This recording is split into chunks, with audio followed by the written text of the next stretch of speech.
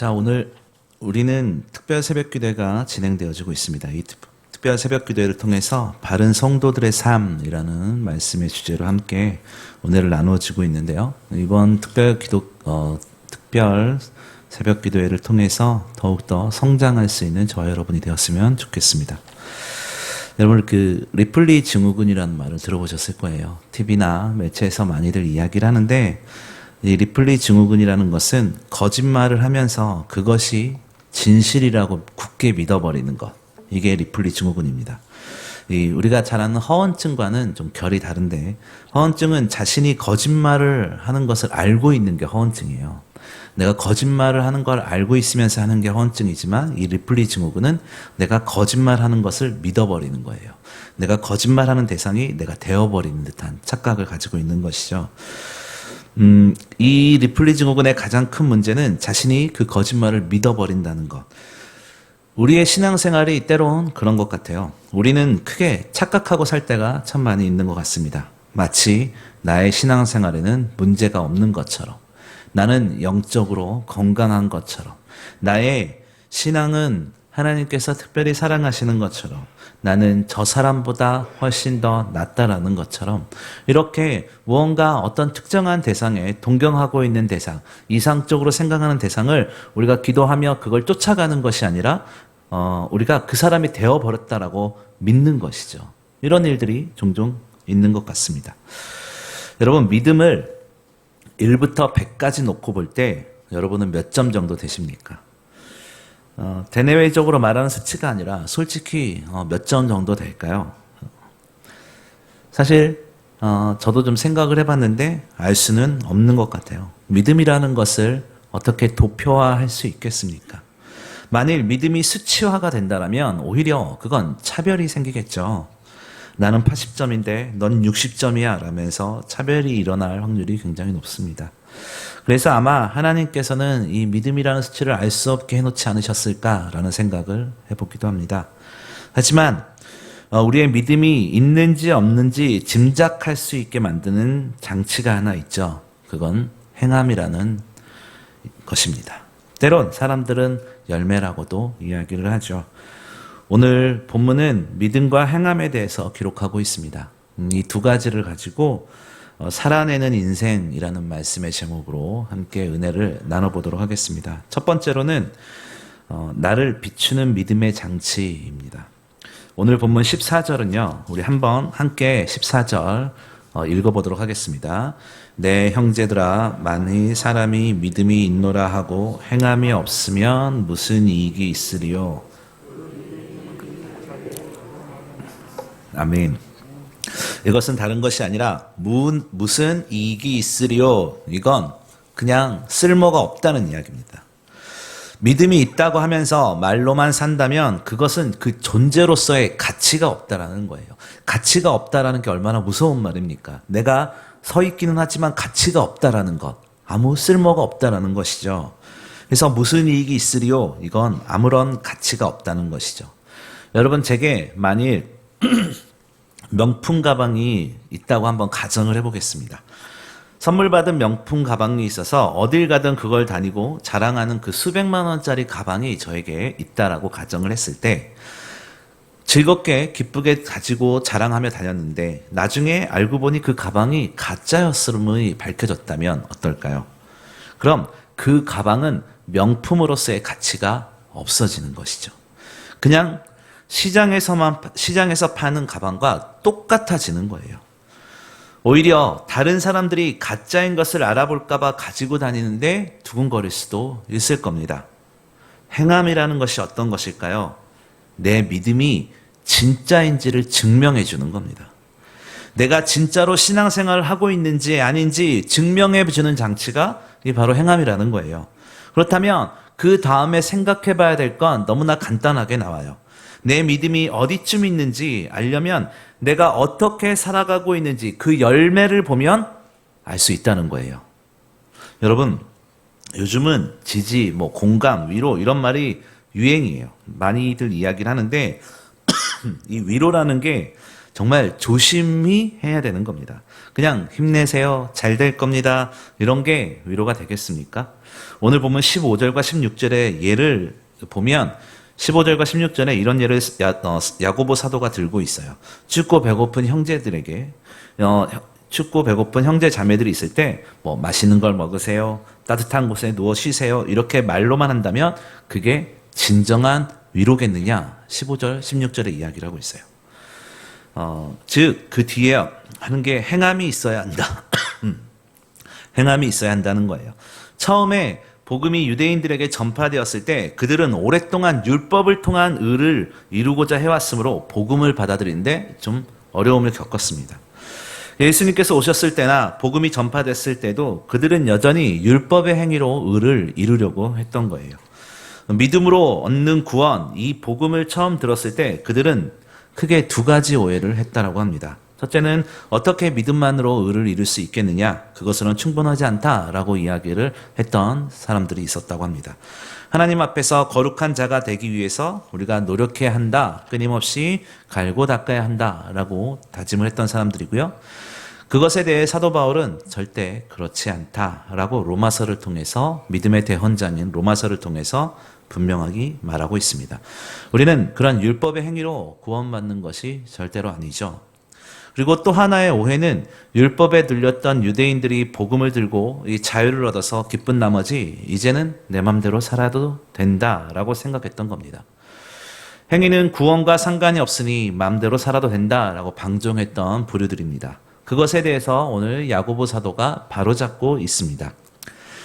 사도 바울도 야고보 사도도 믿음과 행위에 대해 다른 관점을 가지고 있지는 않았어요. 그들은 각각 잘못된 것들을 바로잡기를 원했던 겁니다. 그러니까 오늘 본문에 나타나는 행함은 율법의 행위를 말하는 것이 아니라 믿는 자로서 드러내야 할 삶의 모습에 대해서 지적을 하고 있는 겁니다. 신앙인으로서의 당연히 드러내야 될 모습들, 하나님을 따라가는 자들로서, 우리가 하나님을 시인하는 자들로서, 예수 그리스도를 시인하는 자들로서 당연히 드러내며 살아야 되는 모습들, 이것에 대해서 이야기를 하고 있는 것이 오늘 본문입니다.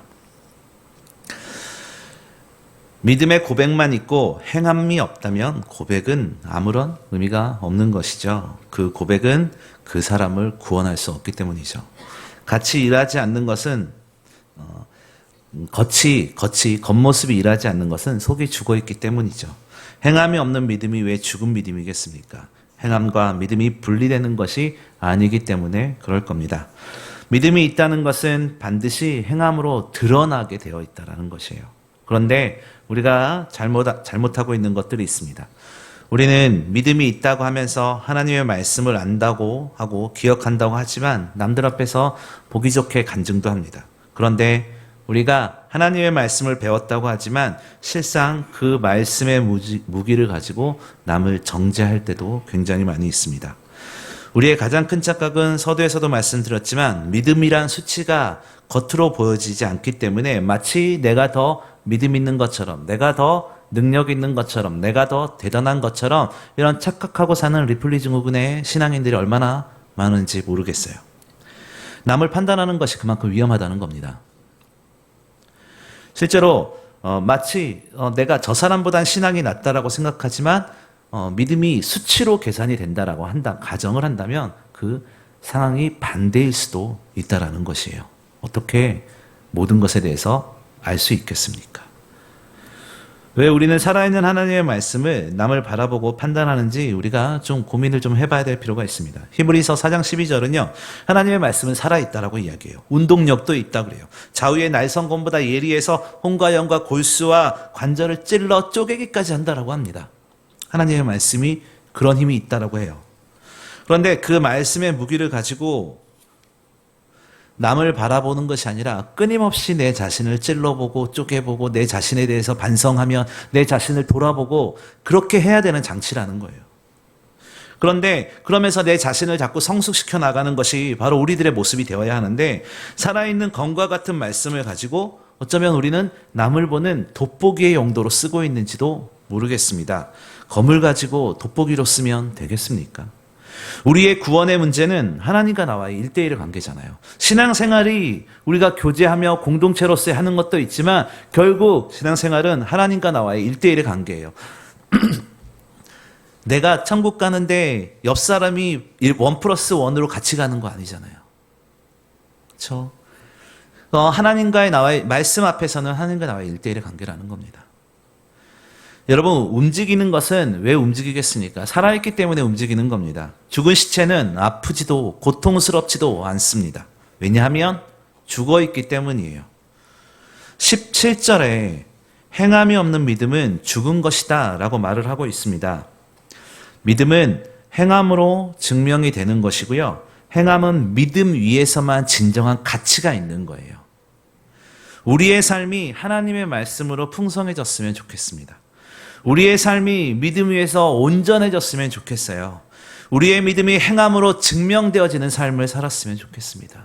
사랑하는 우리 의제교회 성도 여러분, 우리의 행함으로 우리의 믿음이 증명되어졌으면 좋겠어요. 믿음으로 구원을 받고 그 구원받은 것 어떻게 할 수 있습니까? 증명되어지는 삶을 살아가기로 바라요. 삶이 예배가 되고 말씀을 통해서 내 자신을 돌아보고 말씀을 통해서 내 자신을 늘 개혁하며 살아가는 저와 여러분, 그 귀한 은혜가 날마다 있기를 바랍니다. 두 번째로 생각해 볼 것은 손해보는 믿음의 장치입니다. 야고보서는 우리의 삶을 진단해주는 영적 온도계와 같다라고 생각을 해요. 우리의 믿음이 살아있는 36.5도인지 아니면 죽은 영도인지 점검해주는 온도계와 같은 책이 야고보서인 것 같아요.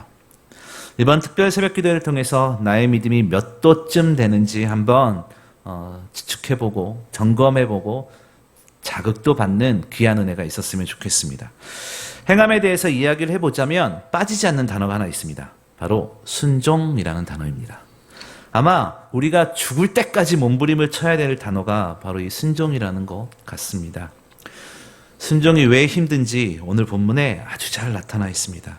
19절을 보면요, 귀신들도 하나님이 한 분이신 줄 알고 믿고 떤다라고 기록하고 있습니다. 실제로 마가복음 1장 24절을 보면 회당에 귀신 들린 사람이 나오는데 그 사람이 예수님을 보고 뭐라고 그러냐면 하나님의 거룩한 자, 귀신이 예수님을 알아본 것이죠. 그 이야기가 나와요.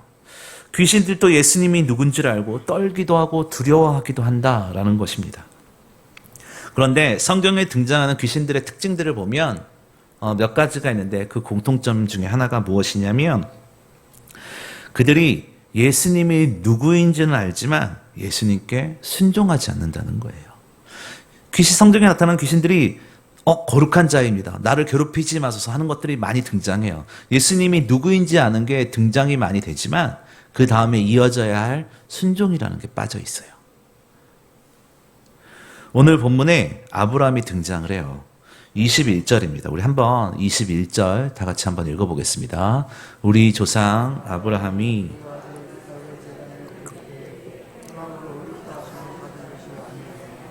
아멘. 창세기 22장을 보면 아브라함은 하나님께서 아들 이삭을 바치라는 하나님의 명령을 받게 돼요. 그런데 아브라함은 하나님의 의로우심을 믿고 그 말에 순종하게 돼요. 하나밖에 없는 아들을 드려라. 이게 사실은 상식적으로 이해가 되지 않는 거잖아요. 하지만 아브라함이 하나님의 말씀을 따라가면서 순종하게 되는 것을 볼 수가 있습니다. 아브라함의 믿음은 그 순종이라는 행동이 증명해 준 거예요. 아브라함에게 하나님께서 어떤 미션을 던져주셨어요. 이렇게 해라 저렇게 해라 라고 던져주셨을 때 아브라함이 하나님 내가 당신을 알지만 내가 그것만큼은 못하겠습니다 라고 했다면 아마 우리가 아는 믿음의 조상은 되지 않았을 겁니다. 하지만 하나님께서 그에게 아들을 바치라라는 그런 미션을 주셨을 때 그가 하나님의 뜻을 믿고 순종했을 때 그의 믿음이 증명이 되었다라는 거예요. 순종함으로.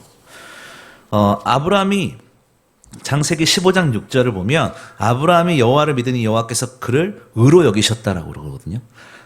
창세기 15장 6절에 하나님께서 아브라함을 의로 여기셨는데 하나님께서 이 창세기 15장에 아브라함을 의롭다 하셨는데 그것이 창세기 22장에 와서 증명이 된 거예요.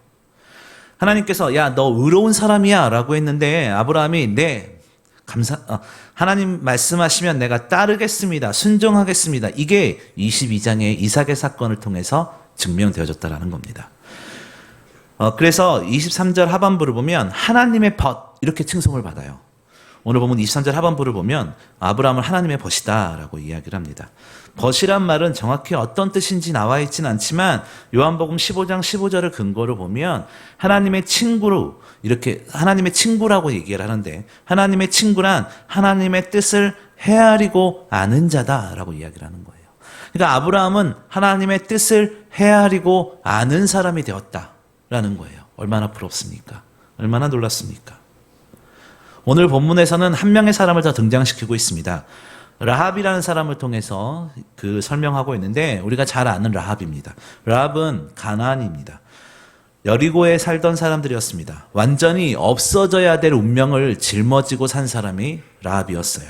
그런데 오늘 본문에서 라합이 의로움이라는 도장을 받게 됩니다. 그것은 다른 것이 아니라 오늘 25절을 보면 라합이 사자를 접대하여 다른 길로 나가게 할 때 행함으로 의롭다 하심을 받은 것이 아니냐라고 기록합니다. 라합이 언제 칭의를 얻었는지 정확히 기록되어 있지는 않습니다. 다만 그녀는 사자들 앞에서 여호수아 2장 11절을 보면 너희 하나님 여호와는 상천하지의 하나님이시다라고 이야기해요. 하늘과 땅에 유일하시다라고 입술로 라합이 고백하는 사건이 여호수아서 2장에 등장합니다. 그녀는 그녀의 믿음이 고백이 입증된 것은 정탐꾼을 다른 곳으로 나가게 할 때 증명되었다는 거예요. 하나님은 대단하시다라고 하지만 그 정탐꾼을 피하게 하는 행함을 통해서 그의 믿음이 입증되었다라고 볼 수 있습니다. 그래서 히브리서 11장에서는 믿음으로 라합은 정탐꾼을 평안히 영접하였으므로 순종치 아니한 자와 함께 멸망치 아니하였다라고요. 여기서도 순종이란 말이 나와요. 히브리서에서도. 순종하지 않는 자와 함께 멸망당하지 않아야했다. 당연히 죽었어야 되는데 그가 믿음을 가지고 믿음을 통한 행함으로 증명이 되고 하나님의 말씀에 순종했을 때 그가 순종하지 않는 자들과 같지 않았더라라고는 것이죠. 여러분, 믿음은 행함으로 증명되어진다라고 했습니다. 그런데 행함은 순종이라는 행동으로 만들어지는 거예요. 우리는 어떻습니까? 순종, 알기는 하지만 힘들죠. 여러분, 하나님께 순종이란 무엇이겠습니까? 그 말씀에 순수히 따르는 것이죠. 하나님을 의지하고 믿음이 있는 자들은 하나님의 말씀에 명령에 따르는 겁니다. 하나님께 헌신과 순종한다는 것은요, 다른 것이 아니에요. 내가 하나님의 이름 앞에 기꺼이 손해보겠다는 거예요. 순종이란 하나님 앞에 나를 손해보겠다는 것, 그 다짐하는 겁니다.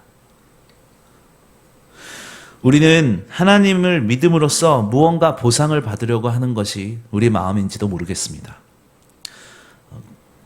내가 열심히 믿으니 어떤 보상을 바라고 하나님 앞에 나설 때가 많이 있는지도 모르겠어요. 보상, 좋은 것들 하나님께서 주시죠. 하지만 우리가 그게 목적이 되어선 안 된다라는 말씀을 드리고 있는 거예요. 우리가 하나님 앞에 우리가 순종한다는 것은 나의 시간을 손해보는 것이고 하나님 앞에 순종한다는 것은 나의 물질을 손해보는 것입니다. 바른 신앙이 무엇이겠습니까? 전 이번 특별 새벽 기도를 놓고 바른 신앙이란 무엇일까라고 생각을 하고 묵상을 좀 해봤어요. 근데 아무리 생각을 해봐도 하나님을 위해서 손해보아야 한다, 이것밖에 생각이 나지 않더라고요. 나의 믿음을 놓고 시간을 손해봄으로 하나님께 그 시간을 드리고, 나의 믿음을 놓고 내 물질을 손해봄으로 하나님 앞에 내 물질을 드리고, 나의 믿음을 놓고 내 열정을 드림으로 하나님을 향한 그 믿음을 증명하는 겁니다. 여러분, 증명되어지는 삶을 살고 싶으십니까? 하나님 앞에 하나님, 내가 하나님을 사랑합니다, 하나님 믿습니다, 하나님 따라갑니다라고, 그거 거짓말이 아니라 진짜로인 거 증명하고 싶으십니까? 그렇다면 하나님 앞에 내 시간, 내 열정, 내 마음, 내 삶 손해보는 겁니다.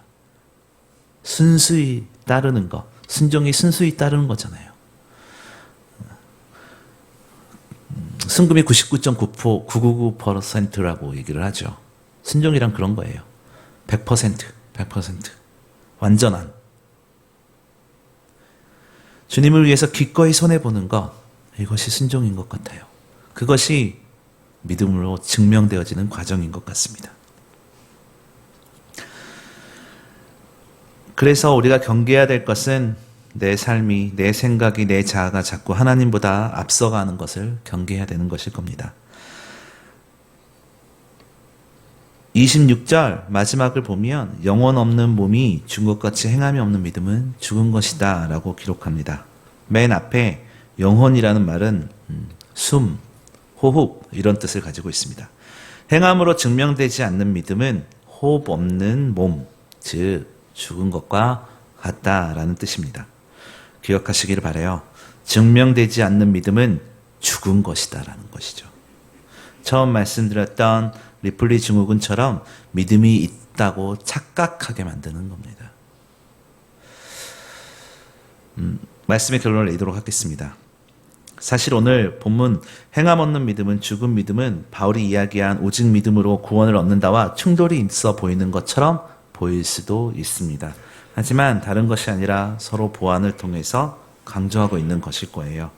바울은 믿음을 통한 구원이라는 뿌리에 강조를 두고 있다면 야고보는 믿음을 통한 행함이라는 열매에 강조점을 두고 있는 겁니다.